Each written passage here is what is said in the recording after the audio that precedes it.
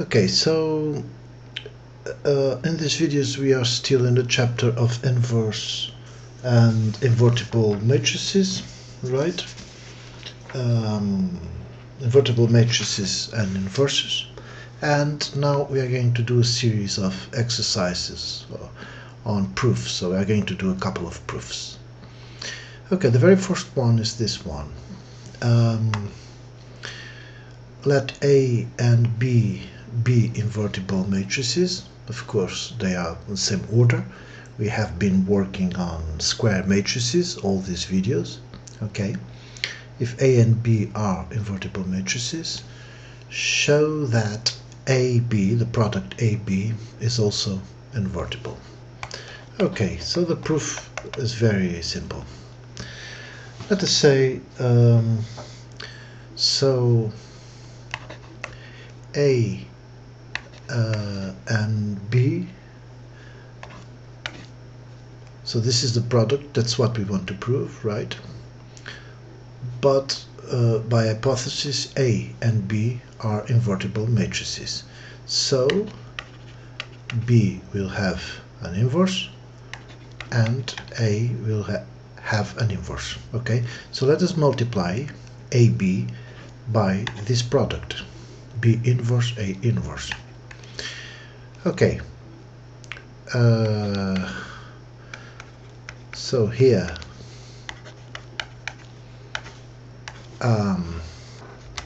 the product is associative, right? So we can associate two, right?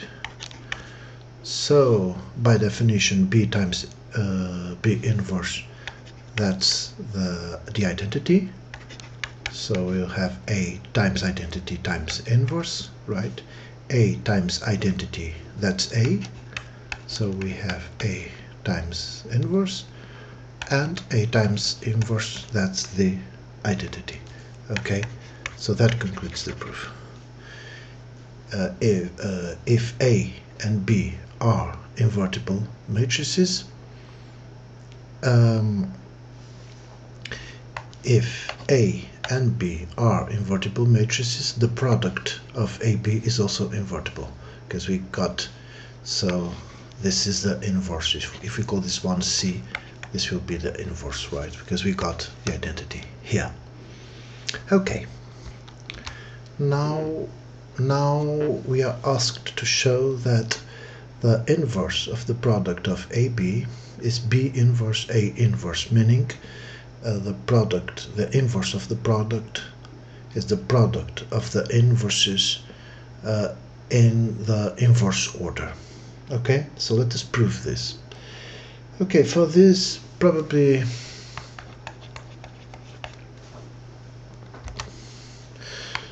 I prefer to start here.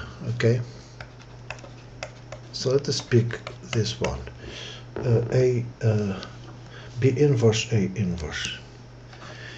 Okay, and we saw in the previous proof that B inverse A inverse has an inverse AB, right? But the matrices product is associative, right? So we are going to I'm going to show the association here. I'm going to do it this way. Okay, we are going to associate these two. Okay, so we are getting the identity here, right? Identity times B, right? So this is B inverse times A, that's B inverse times B, and we got the identity, right? So how come that concludes the proof? Well, that concludes the proof because we began with this B inverse A inverse, we got the identity, right? And in the previous proof we showed that AB times the B inverse A inverse is the identity, right? So we can say now that A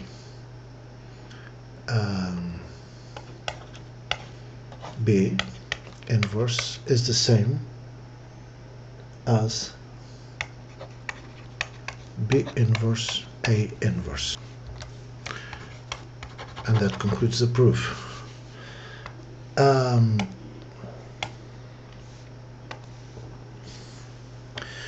So here what we called C is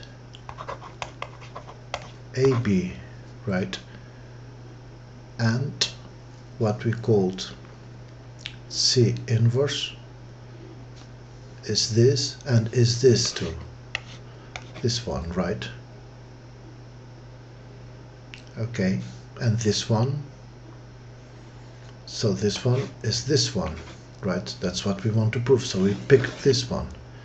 Okay, so we have to show that C inverse is this one, meaning that AB times B inverse A inverse is the identity, right? So here we proved that AB is invertible, so we got to the identity, so AB is invertible.